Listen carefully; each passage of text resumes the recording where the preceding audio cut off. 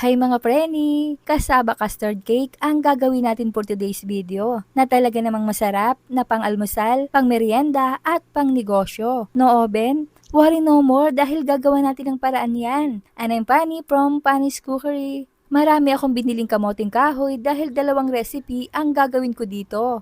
Para naman dalawang idea din ang maibahagi ko sa inyo. Balatan natin at hugasan ng mabuti. Then divide natin ito into 2 parts. I-grate or scrape lang natin itong isang portions para sa recipe natin today na cake. At meron akong tips. Kung hindi nyo pa ito lulutuin, ay pwede itong itago sa freezer para hindi kaagad ito masira. Katulad nitong gagawin ko ngayon dahil 'di ba minsan, ang hirap nitong hanapin sa palengke dahil bihira lang din naman ang nagtitinda nito. Ayan, few days later, ito ay galing sa freezer at naito ko na din. Pero syempre, para naman alam nyo rin ang tamang sukat, ay ipapakita ko ito sa inyo para naman walang labis at walang kulang. Ayan, at 3 cups grated kasaba ito mga preni. Lagyan natin ng 3/4 cup evaporated milk, 1/3 cup melted butter, at 1/2 cup of condensed creamer. No need to add sugar. Then gagamit din tayo dito ng 200 ml of coconut milk. Sapat na ito dito. At para maligat ay meron tayong cassava flour na ilalagay. 3 tablespoon ay sapat na.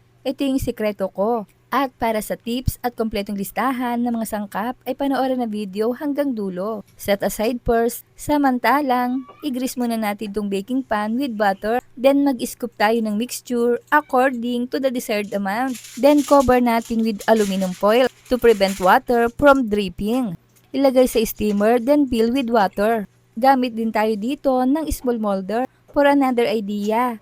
Lagyan natin ng cupcake liner kung available ito. Kung wala, ay skip na lang. Isa lang natin ng steamer. At i-steam natin ito for about 45 minutes on medium heat. For the custard, 3 egg yolks. I-mix natin ng mabuti. Then add 3/4 cup evaporated milk, 1/2 can condensed milk. Ito yung natira natin kanina. 1 teaspoon of vanilla for extra flavor. I-mix well lang natin until incorporated. At para maiwasan ang bubbles, ay strain natin. Ayan. And 45 minutes later, i-toothpick test natin. Ibuhos natin ang custard mixture dito sa ibabaw ng cassava cake. Cover again and continue steaming for about 20 minutes or depende sa kung gaano kanipis ang steamer na gagamitin. Jaran! Perfect! Ang ganda!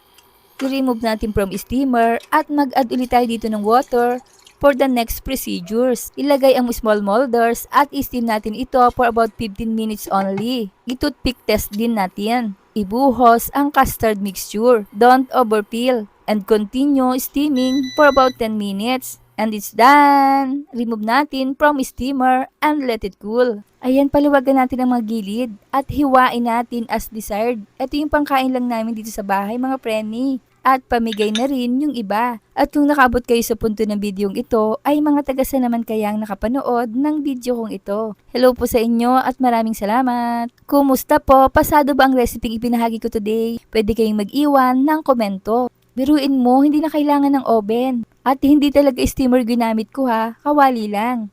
Kaya naman pwede rin kayong gumawa. At kung hindi pa kayo nakapollow sa aking page ay ipollow nyo na ako para updated kayo sa mga recipe ibabahagi ko pa. Huwag kalimutan, cook with love.